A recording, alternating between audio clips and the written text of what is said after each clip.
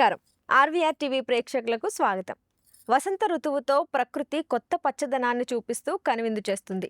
ఈ సందర్భంలో వచ్చే సంవత్సరాది ఉగాది పర్వదినం అంటే అందరికీ పండుగే.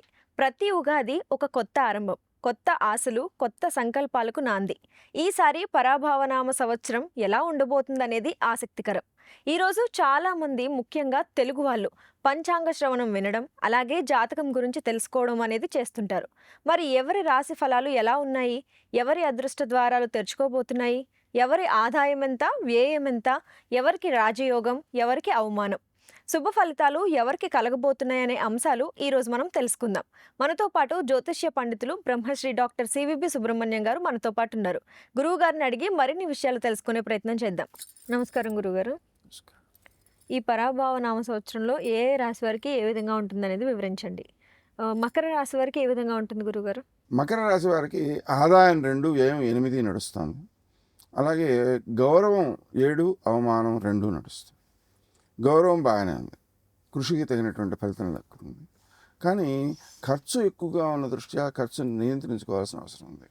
ఇతరుల చేత మోసగించబడకుండా ఎక్కువ శ్రద్ధ తీసుకోవాలి. అలాగనే ద్వితీయ స్థానంలో రాహు యొక్క సంచారం వలన మనం మాట్లాడేటువంటి మాటలన్నీ కూడా అపార్థాలు ఇచ్చే అవకాశం ఉంది. ఆ అపార్థాలు ఇవ్వడం ద్వారా ముఖ్యంగా రాజకీయ నాయకుల్లో ఒక వ్యతిరేకమైన మాట వచ్చిందంటే అది ఎక్కువ ప్రచారం అయిపోతుంటుంది కదా, అది గౌరవాన్ని కాపాడుకోవడం పనికిరాదు, ఉపకరించదు. అలాగే పదవి రక్షణ ఉపకరించదు. అందువలన పదవి రక్షణ కోసం తాము అతి జాగ్రత్తగా మాట్లాడాలి, తక్కువగా మాట్లాడాలి. ఎదుటి వ్యక్తులకు అవసరాలను గుర్తించి వాళ్ళకి సేవ చేయడం ప్రాధాన్యం ఇవ్వాలి తప్ప మాటలకు ప్రాధాన్యం ఇవ్వకూడదు. అలాగే విద్యార్థుల విషయంలో ఎక్కువ శ్రద్ధ అవసరం. ఎందుకంటే సామాన్యంగా విద్యార్థులకు ఏం కావాలి అంటే తమకు తెలిసిన విషయాన్ని కూడా వ్యక్తీకరించడంలో జాగ్రత్త కావాలి. అంతేకాకుండా తెలుసుకోవడానికి కూడా ఒక ప్రణాళిక కావాలి. మనం సామాన్యంగా ఇష్టపడినటువంటి విషయాన్ని ఎక్కువ చదువుతుంటాం, కానీ ఇష్టపడిన విషయాన్నే కాదు, ఇష్టపడని విషయాన్ని కూడా అవసరమైన విషయం అయినప్పుడు చదివి తీరాలి. దానికోసం శ్రద్ధ పాటించాలి. అలాగే రాత్రి వేళ కనుక నిద్రపట్టిన క్షణం నుంచి 1 గంట సేపటి వరకు ఏ విషయాలైతే మనం వింటామో అవి మనసుకి బాగా ఎక్కుతాయి. కాబట్టి ఆ విషయంలో తమకు ఏవైతే కఠినంగా ఉన్నాయో వాటినన్నిటినీ కూడా ఆ సమయంలో వినడానికి ప్రయత్నం చేయాలి. అంటే అది రికార్డ్ చేసి ఆన్ చేసి నిద్రపోవచ్చు, ఇబ్బంది లేదు. అలా నిద్రపోయినట్లయితే ఆ సమయంలో గ్రహించినది పూర్తిగా మనసుకు పడుతుందన్నమాట. అందువలన ఆ విషయంలో ఎక్కువ శ్రద్ధ తీసుకోవాలి. హయగ్రీవ జపం చేసుకోవాలి. తల్లిదండ్రులు కూడా వాళ్ళ విషయంలో హయగ్రీవ జపం ద్వారా పుణ్యబలంతో వాళ్ళకి సహకరించాలి. అంతే తప్ప మామూలు మాటలతో సహకరించడం వలన, లేకపోతే వాళ్ళకి సౌకర్యాలు కల్పించడం వలన సహకరించడము అవి ఎక్కువగా ఫలించవు, పుణ్యబలమే ఫలిస్తుంది. అందుకని ఆ విషయంలో ఎక్కువ శ్రద్ధ చూపించాలి. అలాగే రైతులకి పంటల్లో మొదటి పంట అనుకూలం రెండో దానికంటే.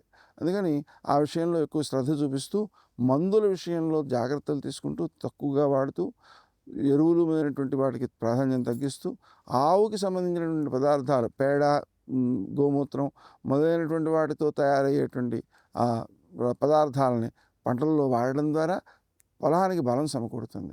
అటువంటి మార్గాల ద్వారా లక్ష్యాలను సాధించాలి. అలాగా రెండోసారి చేసేటప్పుడు కూడా, రెండోసారి పంటలో కూడా ఇటువంటి శ్రద్ధలు ఎక్కువగా పాటించడం వలన అనుకూలమైనటువంటి ఆ ఫలితాన్ని రాబట్టగలుగుతారు. దీనికి తోడు దైవ సహకారం కూడా చాలా అవసరం. దానికోసం వం అమృతవర్షిణ్యై నమః, అన్నపూర్ణాయ నమః అనేటువంటి మంత్రాలు జపించుకోవడం ద్వారా పంటలను బాగా పండించేటువంటి శక్తి ఏర్పడుతుంది. మామూలుగా కూడా అన్నం వండుతున్నారు చూసారా, ఆ వండేటప్పుడు అన్నపూర్ణే సదాపూర్ణే శంకర ప్రాణవల్లభే జ్ఞాన వైరాగ్య సిద్ధ్యర్థం భిక్షాందేహి కృపాకరి అనే మంత్రం చదువుకుంటూ వండినట్లయితే చాలా రుచిగా తయారవుతాయి పదార్థాలు, ఆరోగ్యవంతంగా తయారవుతాయి. అంతేకాకుండా ఈ జపంతో కనుక వంట చేసినట్లయితే తిన్నటువంటి వాళ్ళల్లో కూడా సౌమ్యత, భక్తి, జ్ఞానము, వైరాగ్యము ఇవన్నీ కలుగుతాయి. మన పిల్లలు మన మాట వింటలేదు అనిపించింది అనుకోండి, ఈ మంత్రం చేస్తూ కనుక వండి పెట్టినట్లయితే ఆ పదార్థాలను తిన్నందువలన వాళ్ళల్లో ఈ దైవీ శక్తి ఉద్బుద్ధమవుతుంది. నిజానికి ఆ సమయంలో ఉండేటువంటి భావాలు తినే వాళ్ళకి చేరతాయండి. ఒకసారి వివేకానందుడు అమెరికా వెళ్ళినప్పుడు హోటల్కి భోజనానికి వెళితే ఆ భోజనం చేసేటువంటి సందర్భంలో అతనికి చంపేయాలనిపించింది. ఎవరిని చంపాలి తెలియలేదు. అంటే ఎవరిని తనకు నిజంగా లోపల నుంచి వచ్చిన భావన అయినట్లయితే తనకు ఎవరు వ్యతిరేకం చేశారో వాళ్ళ మీద రావాలి. అలా కాకుండా ఎవరిని చంపాలో తెలియకుండా చంపాలనే భావన ఏమిటి అనేటువంటి భావాన్ని విశ్లేషణ చేసుకుని అతను ఆ వంట గదిలోకి వెళ్ళిపోయి ఆ వంట చేసేవాడు చేయబట్టుకున్నాడు. పట్టుకుని ఏమిటి ఎవరిని చంపాలనుకున్నావు అని అడిగాడు. అడిగితే వాడు గమ్మున యజమానినే చంపాలనుకున్నాను అన్నాడు. అన్న తర్వాత అవునండి నేను ఎవరికో చెప్పలేదు కదా మీకు ఎలా తెలిసింది అన్నాడు.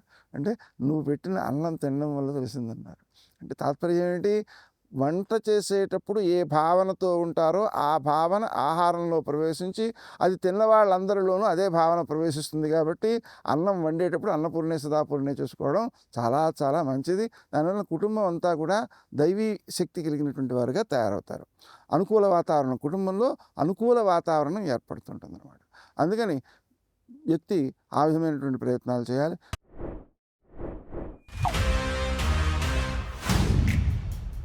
देख रहा है विनो? मुझे ये चाहिए सिद्धप्पा जी। ले लो। ठीक है ले लेते हैं। किसी और में कोई आपत्ति? बहुत बढ़िया।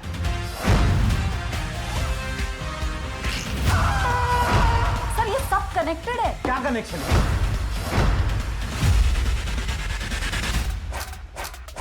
निशाना लगाया तो शिकार पक्का।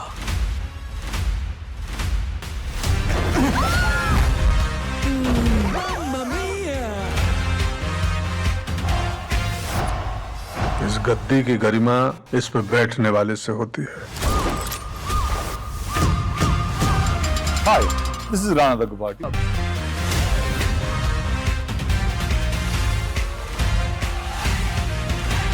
दिल खुश कर दिया यार विकास।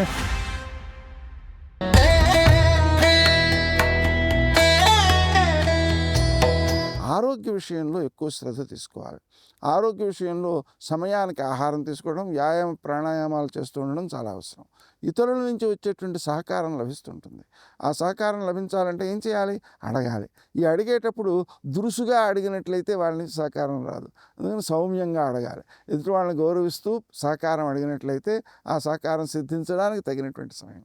ఎప్పుడు కూడా మనం పనికి పూనుకోవడం వల్ల కంటే ఇతరుల సహకారంతో పనికి పూనుకోవడం వలన ఉత్తమంగా తయారవుతుంది ఆ పని. అంతేకాకుండా ఎక్కువ సత్ఫలితాలను ఇచ్చేదిగా ఉంటుంది. అందువలన సహకారానికి మాత్రం అశ్రద్ధ చేయకూడదు, సహకారం తీసుకోవాలి. విద్యార్థులలో కూడా వినేటప్పుడు ఆ శ్రద్ధ పాటించినట్లయితే విషయం మనసుకు పడుతుంది. వినేటప్పుడు అశ్రద్ధ చేసినట్లయితే చదివేటప్పుడు అర్థం కాకుండా పోతుంది. అందువలన వినే విషయంలో, ఎందుకంటే వినే స్థానం బాగుందన్నమాట, అందుకని వినే విషయంలో శ్రద్ధ చూపిస్తూ ఏకాగ్రతతో వినడం అనేటువంటిది నేర్చుకోవాలి. ప్రకటించేటప్పుడు కూడా సమయానికి తగినట్లుగా ప్రకటించడం అనేటువంటిది అలవాటు చేసుకోవాలి. ముఖ్యంగా పరీక్ష రాయడం అనేటువంటి దానిలో అశ్రద్ధ కనిపించేటువంటి అవకాశం ఉంది. అందువలన తనకు తెలిసిన విషయాలు కూడా రాయడంలో శ్రమపడేటువంటి అవకాశం ఉంది. అందువలన వాళ్ళు ఏం చేయాలి అంటే వ్రాయడం అనేది అలవాటు చేసుకోవాలి. పరీక్ష తామే రాసుకోవాలి.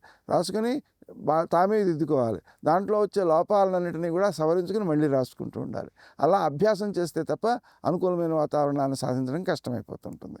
అలాగే వ్యాపారస్తులు ఉన్నారు. వ్యాపారస్తులు మాట్లాడే తీరులో కొంత కాఠిన్యం వల్ల కానీ, అనవసరం మాటల వల్ల కానీ కొనుక్కుందుకు వచ్చేటువంటి వారు దూరం అయిపోవచ్చు.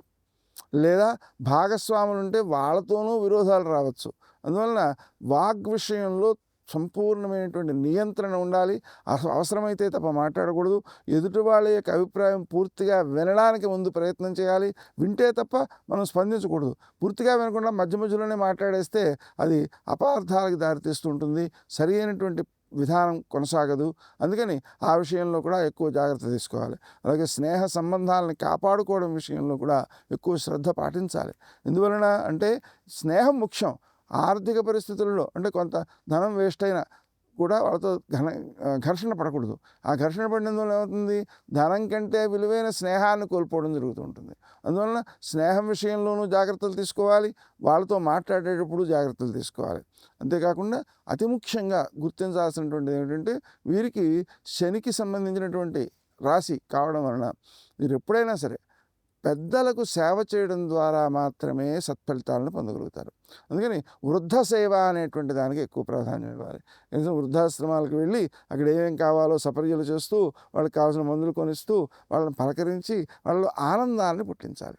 అప్పుడు వీళ్ళ యొక్క అభివృద్ధి ఎక్కువగా ఉంటుంది. సేవక జన సహకారం కూడా లభిస్తుంది. అలాగే విద్యార్థులు కూడా తమ ఇంట్లో ఉండేటువంటి పెద్దలకి కొంత సేవ చేయడానికి ప్రయత్నం చేస్తుండాలి. అలా సేవ చేయడానికి ప్రయత్నం చేస్తే సత్ఫలితాలు ఎక్కువగా సాధించగలుగుతారు. అంతేకాకుండా శ్రీ హయగ్రీవ జపం మానకూడదు. అలాగే పెద్దలు కూడా వారికి హయగ్రీవ జపం చేసుకోవడం అలవాటు చేయాలి. తాము కూడా వాళ్ళ కోసం చేయాలి. అలా చేసినట్లయితేనే ఆ పుణ్యబలంతో అభివృద్ధిని ఎక్కువగా సాధించగలుగుతుంటారు.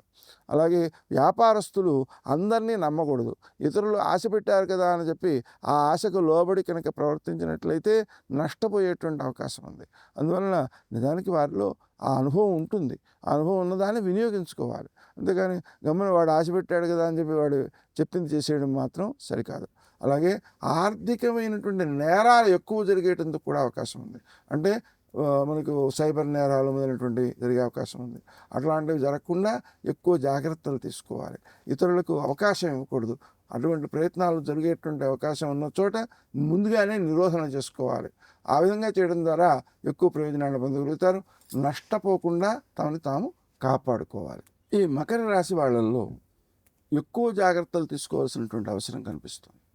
ఎందువలన అంటే రాహు యొక్క సంచారం మకర రాశిలోకి ప్రవేశిస్తోంది డిసెంబర్ 5వ తారీఖు.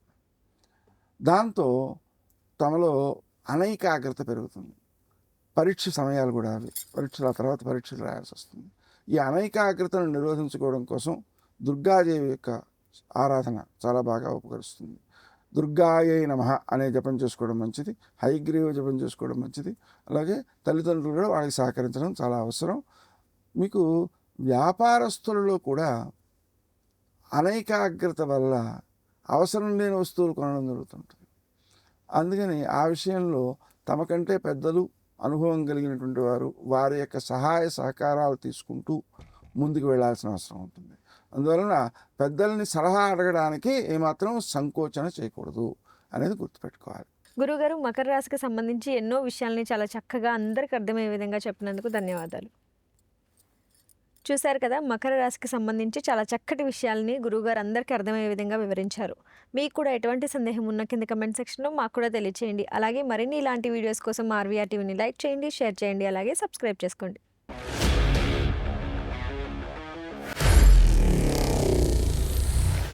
Honor Signatus, the biggest gated community in the heart of the city. Spacious 3, 3.5 and 4 BHK apartments at Kukatpalli, High-Tech City. 27.5 acres, 18 towers, G+25 floors, 1695 to 3815 square feet unit sizes. For more details, search for Honor Signatus.